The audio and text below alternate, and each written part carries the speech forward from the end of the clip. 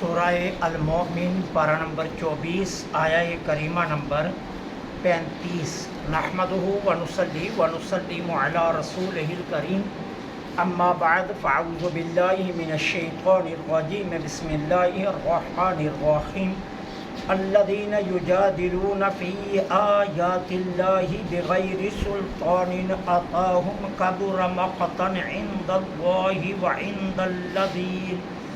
وعند الذین آمنوا کذالک یطبع اللہ علی کل قلب متکبر جبار صدق اللہ العظیم۔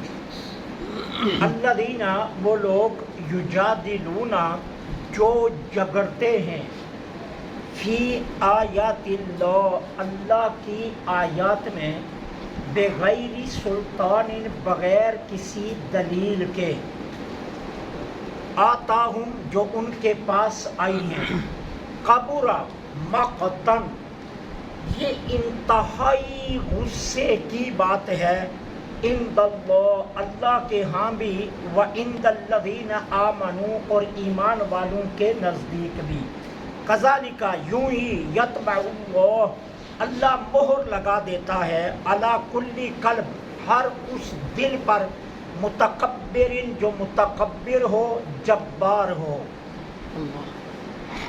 اب اللہ جل سبحانہ و تعالی یہاں یہ ارشاد فرما رہے ہیں کہ بغیر دلیل کے اللہ کی آیات میں بحث کرنا، بغیر کسی دلیل کے اللہ کی آیات میں بحث کرنا، یہ اصل میں انسان کے دل کو مردہ کر دیتا ہے۔ بغیر دلیل کے جب بحث کی جائے، یہ بات ذہن میں رکھیں۔ دلیل ہے تو پھر تو ٹھیک ہے آپ بحث کریں، لیکن اگر دلیل نہیں ہے تو بغیر دلیل کے بحث یہ دل کو مردہ کر دیتا ہے۔ کیوں؟ اس کا مطلب یہ ہوتا ہے کہ آپ حق کے متلاشی نہیں ہیں، آپ ابحاث کے ذریعے حقیقت سے جان چھڑا رہے ہیں۔ ہمارے بہت سے نوجوان ہوتے ہیں جو یوٹیوب کے عادی ہوتے ہیں، جو ہے نا فیس بک کے عادی ہوتے ہیں، وہ بیچارے چھوٹے چھوٹے جو ہے نا وہ یوٹیوب سے کلپ دیکھ کر بڑے بڑے علماء سے بحث کے لیے تیار ہو جاتے ہیں، حالانکہ نہ انہیں عربی پڑھنا آتی ہے، نہ انہیں کسی حدیث کی بک کا صحیح علم ہوتا ہے، اور نہ احادیث کی بک کو وہ جان رہے ہوتے ہیں، لیکن اس کے باوجود ابحاث کے لیے تیار ہو جاتے ہیں۔ اور یہ طریقہ کار تھا کفار کا، کوئی دلیل نہیں ہے، بغیر دلیل کے بحث کر رہے ہیں، چاند توڑ دیا پھر بھی کہتے ہیں جادوگر ہیں، خود ہی مطالبہ کرتے ہیں، ہاتھ میں کیا ہے کنکریاں کلمہ پڑھ گئی پھر بھی کہتے ہیں جادو ہے۔ بس بھائی دلیل کیا ہے جادو ہونے کی؟ کوئی دلیل نہیں، بس میں نہ مانوں۔ یہ طریقہ کار غلط ہے، اور اللہ تعالی عز و جل فرماتا ہے کہ ایسا کرنے والوں کے لیے اللہ کے ہاں بھی انتہائی جلال ہے اور ایمان والوں کے ہاں بھی جلال ہے۔ یہ اللہ کے نزدیک بھی ناپسندیدہ طریقہ ہے اور ایمان والوں کے نزدیک بھی ناپسندیدہ طریقہ ہے کہ بغیر دلیل کے بحث کرنا، بغیر کسی دلیل کے۔ ہاں دلیل ہے تو پھر آپ بحث کریں، ٹھیک ہے نا، لیکن دلائل کے بغیر نہیں۔ تو یہ اللہ تعالی عز و جل نے یہاں یہ ارشاد فرمایا۔ اس کے بعد اللہ تعالیٰ فرماتے ہیں اللہ تعالیٰ یوں ہی دلوں پر مہر لگا دیتا ہے متکبر اور جبار کے۔ یہاں دو لفظ بولیں گے، ایک جبار اور ایک متکبر۔ اب جبار کا معنی کیا ہے؟ جبار کا ویسے لغوی معنی تو ہوتا ہے نقصان کو پورا کرنا،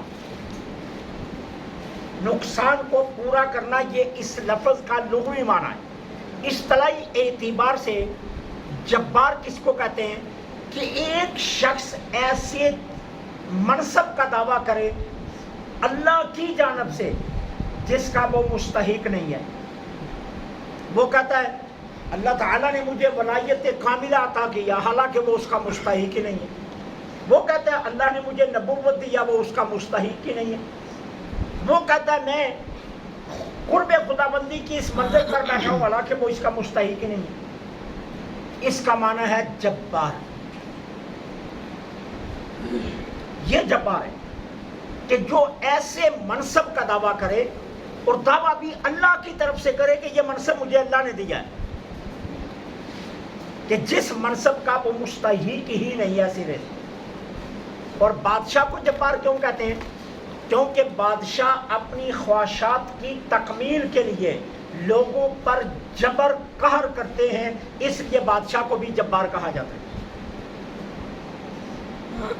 اپنی خواہشات کی تکمیل کے لیے وہ لوگوں پر جبر و قہر کرتے ہیں، ٹھیک ہے نا؟ تو اس لیے بادشاہ کو بھی جبار کہا جاتا ہے۔ اب متکبر کون ہے؟ متکبر اس شخص کو کہا جاتا ہے کہ جو حق کا انکار کرے اور لوگوں کو حقیر جانے۔ جو لوگوں کو حقیر جانتا ہے اور حق کا انکار کرتا ہے وہ متکبر ہے۔ اور اللہ تعالیٰ کیا فرما رہے ہیں؟ اللہ تعالیٰ جبار اور متکبر، جو بھی متکبر اور جبار دل ہوگا اللہ اس پر مہر لگا دیتا ہے۔ اب یہ مہر لگانے کا مطلب کیا ہے؟ کہ اللہ فرماتا ہے کہ اللہ اس کے دل کو اس طرح بند کر دیتا ہے کہ اس کے دل سے گمراہی، اس کے دل سے کفر یہ باہر نہیں نکل سکتے، اور اخلاص، ایمان اور ہدایت اس کے دل میں داخل نہیں ہو سکتی۔ اللہ نے مہر لگا کر وہ دل بند کر دیا۔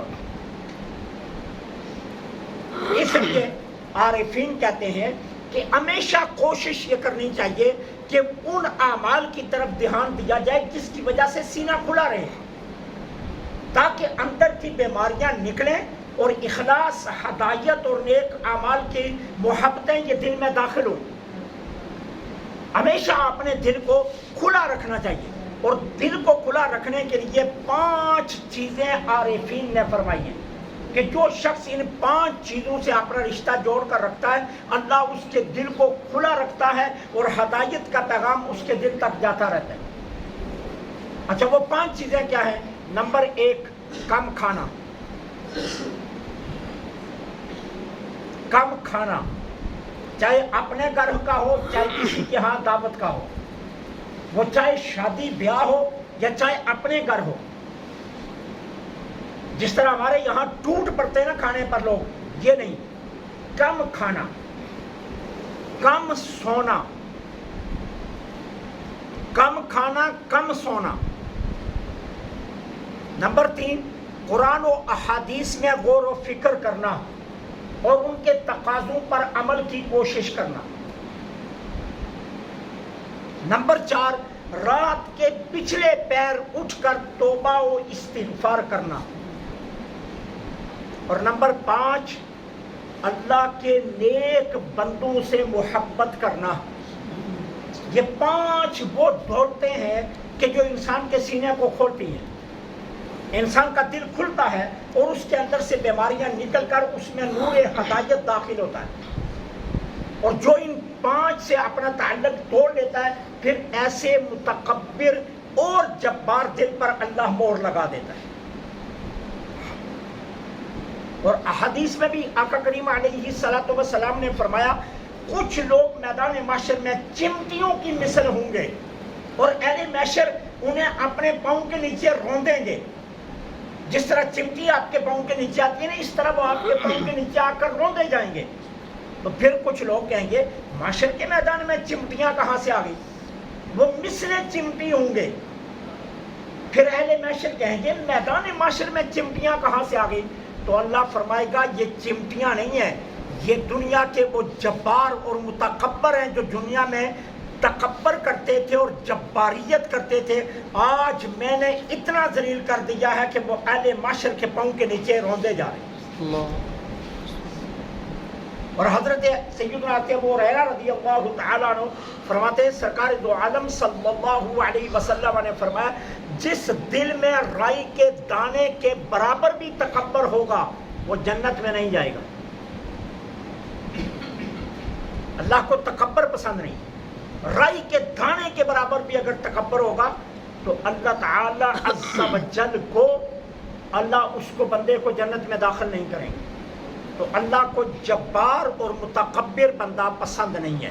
تو کہا اللہ فرماتے ہیں کہ اللہ یوں ہی مہر لگا دیتا ہے اور اس دل پر جو جبار اور متکبر ہو. اللہ سے دعا ہے اللہ حق کہنے کی توفیق